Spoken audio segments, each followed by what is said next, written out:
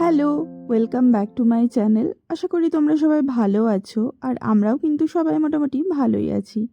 আজকে আকাশের অবস্থাটা একবার দেখো, সূর্যের দেখা তো নেই, আর তার উপর পুরো আকাশ জুড়ে মেঘ করে রয়েছে। সকালবেলা এখন এক কাপ চা নিয়ে বসেছি, আর এরপর রেডি হয়ে বেরিয়ে যাব বাজার করতে।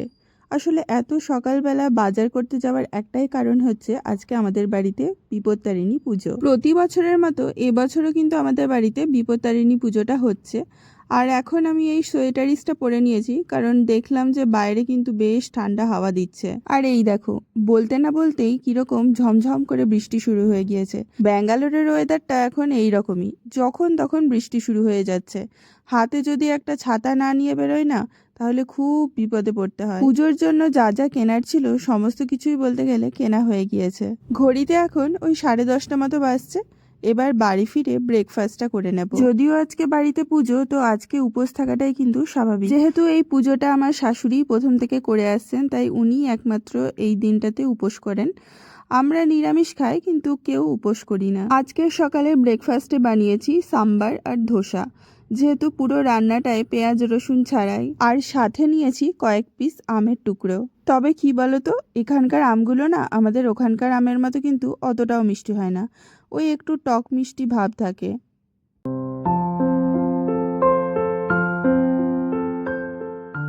স্নান সেরে একেবারে পুজোর জোগাড় করতে চলে এসেছি। আমার শাশুড়ি সেই ভোরবেলা উঠেই মোটামুটি সব কিছুই গুছিয়ে রেখেছেন। আর যা যা লাগে, ওই যেমন 13 রকমের সব কিছু, তো উনি ওগুলো কিন্তু নিজেই জোগাড় করে ফেলেছেন। আর মা এসেছে আমাদের এখানে, তো মা রান্নাবান্নার দিকটা সামলাচ্ছে। আজকে পুজোর জোগাড় মোটামুটি সব দেখলাম কমপ্লিটই হয়ে গিয়েছে, তাই আমি ভাবলাম যে সুন্দর করে আলপনাটা দেওয়া যাক। আমার কাছে বিভিন্ন কালার ছিল, তো সেগুলো দিয়ে একটু রঙ্গোলি দিয়েছি। পুজো আর্চার দিনে ঘরটাকে যদি একটু নাই সাজালাম, তাহলে কি দেখতে ভালো লাগে।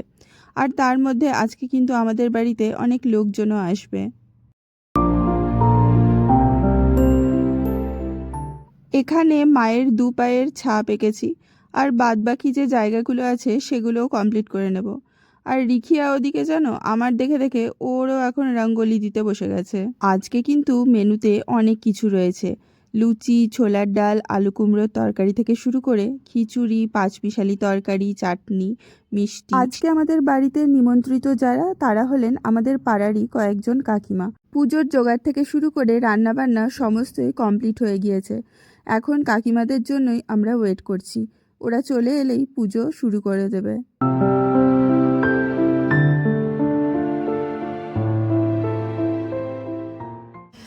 ওং হিং জয়ন্তী মঙ্গলা কালী ভদ্রকালী কপালিনী দুর্গা শিবা ক্ষমাদাত্রী সহসিদা দুর্গায় নমঃ। দুর্গাং শিবাং শান্তি করিন ব্রহ্মাণীং মম্মনপ্রিয়াং সর্বলোক প্রণতস্মিন সর্বশ্রী গুরাবে নমঃ। বিশ্বেশ্বরী বিশ্বমাতা চণ্ডিকাং প্রণমামি সদা শিবাং দুর্গেত্বং স্বনঙ্গতা এষ সচন্দনা পুষ্পাঞ্জলি। ওং লক্ষ্মী নারায়ণ নমঃ গোপাল কৃষ্ণা কালিকায় নমঃ।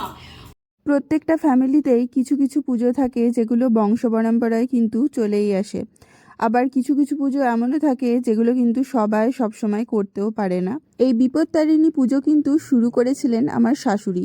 আমার শ্বশুরবাড়ির বংশের কেউই কিন্তু এই পুজো করেন না। বিপত্তারিণী পুজো সম্পর্কে আমার কিন্তু অতটাও বেশি ধারণা নাই, যেটুকু ধারণা আমার শাশুড়ির কাছ থেকে। তো ওনার মুখ থেকেই আমি শুনেছিলাম যে এই পুজো উনি শুরু করেছিলেন অমিতাভর জন্য, কোনো একটা মানতের কারণে। তো উনি অমিতাভর জন্য মানত করেন এবং সেই মানত ফলপ্রসূ হয়। তারপর থেকেই তিনি প্রত্যেক বছর এই পুজো করে আসছেন।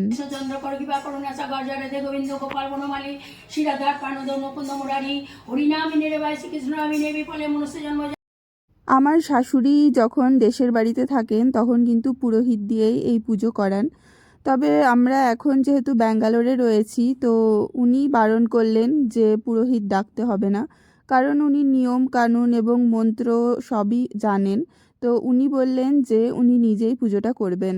আসলে কি বলতো, ব্যাঙ্গালোরে যে কোনো পুরোহিত মশাইকে বাড়িতে ডেকে পুজো করাতে পুরোহিতরা এতটাই বেশি চার্জ নেয়। আর যেমন ধরো এই বিপত্তারিণী যদি পুজো কোনো পুরোহিতকে দিয়ে করাতাম, তিনি এতটাই চার্জ নিতেন, সেই চার্জ কিন্তু খুবই গায়ে লাগার মতোই। আমরা এখানে আসার পর আশেপাশের লোকজন, বন্ধুবান্ধব যতজনকেই দেখেছি, তারা কিন্তু নিজেরাই পুজো করে নেয়। একমাত্র বাড়ির গৃহপ্রবেশ বা অন্য কোনো বড় পুজো হলে তবেই কিন্তু পুরোহিত মশাইকে পুজোতে ডাকা হয়। তো চলো বিপত্তারিণী ব্রত কথাটা এবার আমরা শুনে আসি। বা অমনি মন্দিরে গিয়ে রূপ ধরে বিপত্তারিণী প্রচার করলেন। মা তুমি রাজাকে নিয়ে ওকে কালীন গোত্র, রেবা ঘোষ কালীন গোত্র, অরুন্ধতী ঘোষ কালীন গোত্র, সুশীল ঘোষ কালীন গোত্র, আরাতিকা ঘোষ কালীন গোত্র নামে করিয়ে দক্ষিণা কামস্ত্র পরিস্বামী ওম বিপত্তারিণী নমঃ বিপত্তারিণী নমঃ বিপত্তারিণী নমঃ। পুজো বলতে গেলে প্রায় শেষের মুখে, আর এখন ফার্স্টে কাকিমাদের খেতে দিয়ে দেব, কারণ ওরা বাড়ি ফিরে যাবে। তো কাকিমাদের দেওয়ার পর তারপর আমরা খাবো। আর এর সাথে সাথে ব্লগটা আজকে কিন্তু আমি এখানে শেষ করছি। ব্লগটা কেমন লাগলো তোমাদের তোমরা কমেন্ট করে জানিও।